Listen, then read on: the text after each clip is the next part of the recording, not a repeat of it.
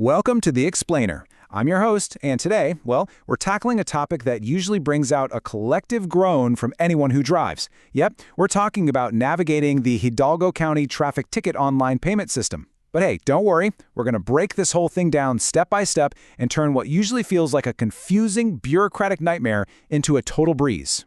Okay, let's dive into this. Ever felt the frustration of traffic tickets? I mean, who hasn't, right? But what if I told you there's a hassle-free way to pay them online right from the comfort of your own home? Instead of burning your entire lunch break just standing in a miserable courthouse line, you can actually handle the whole process from your laptop or smartphone. So we're going to look at exactly how to make that happen. Here's our quick roadmap for the explainer today. We'll start with the online payment system, figure out how to find the right court, and then walk through a step-by-step payment guide. After that, we'll cover some common challenges, look at additional services and penalties, and finally, wrap things up with a few crucial disclaimers. All right, let's jump right into part one, finding the right court and understanding the system split. And this brilliantly illustrates the most critical piece of the puzzle. Honestly, this is the thing that trips most people up, understanding the county's highly decentralized administrative structure. You see, you can't just pay a ticket on one magical master website. You actually have to know exactly who issued your citation. Basically, Class C misdemeanor traffic infractions are routed based on geography and the issuing agency. So if you get a ticket on a state highway from the Texas Highway Patrol, or maybe in an unincorporated area, that goes to one of the countywide Justice of the Peace courts. But on the flip side, if a local municipal police officer or even a school district police force issues your ticket within incorporated city limits, well then it belongs to the municipal courts. So if you have your citation handy, grab it right now and look at the top. Knowing exactly who pulled you over literally dictates exactly where you need to go next. Moving on to Section 2, our step-by-step payment guide for navigating the portals. Now that we know how to figure out where our ticket actually lives, the good news is that no matter which specific court you're dealing with, you'll generally follow a pretty universal sequence of steps. Step 1, of course, is identifying your specific court, just like we just talked about. Step 2, navigate to their specific portal and plug in your citation number along with some personal info, usually your date of birth or driver's license number. Now, Step 3 is a little specific to some third-party portals like trafficpayment.com, where you'll need to verify a one-time passcode and OTP just to prove your identity. And finally, Step 4, pay your fine with a credit or debit card. Actually, huge pro tip right here. Always save your confirmation receipt or at least take a quick screenshot. When you're dealing with decentralized systems, having solid proof of payment is absolutely your best insurance policy.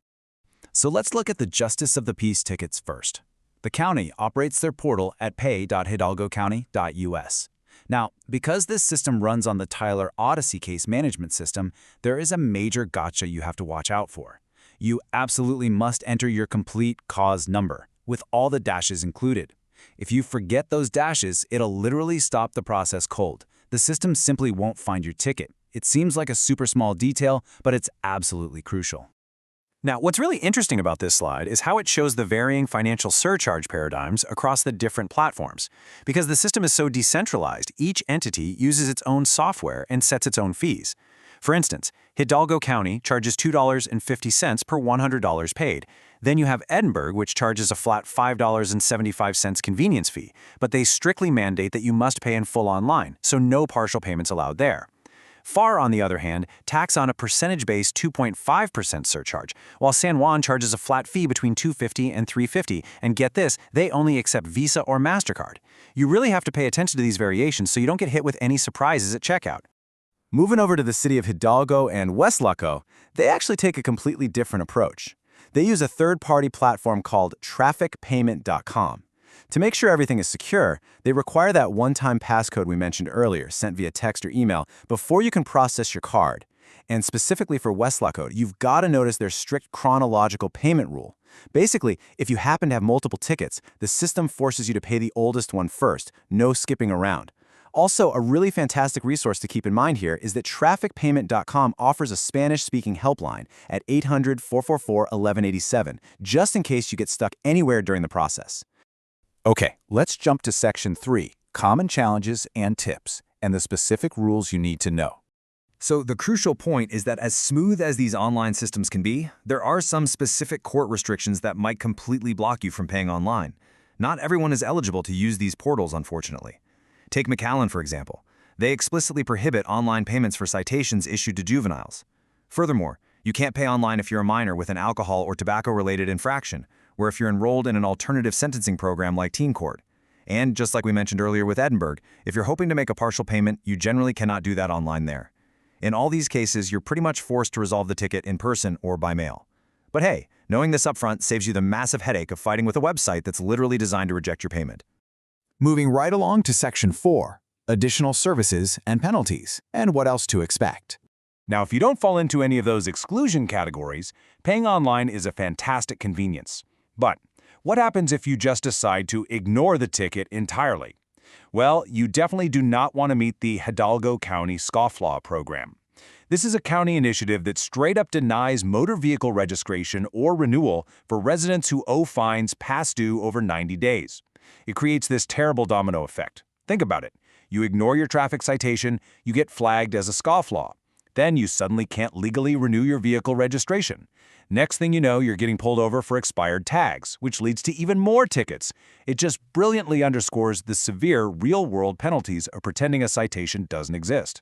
But hey, there's actually some good news on the horizon if you find yourself falling behind on payments. Occasionally, cities like McAllen and Hidalgo offer amnesty programs. As Municipal Court Judge Lauren Sepulveda notes, amnesty allows violators an opportunity to make arrangements on their citations without receiving additional fines, charges, and importantly, without fear of being arrested.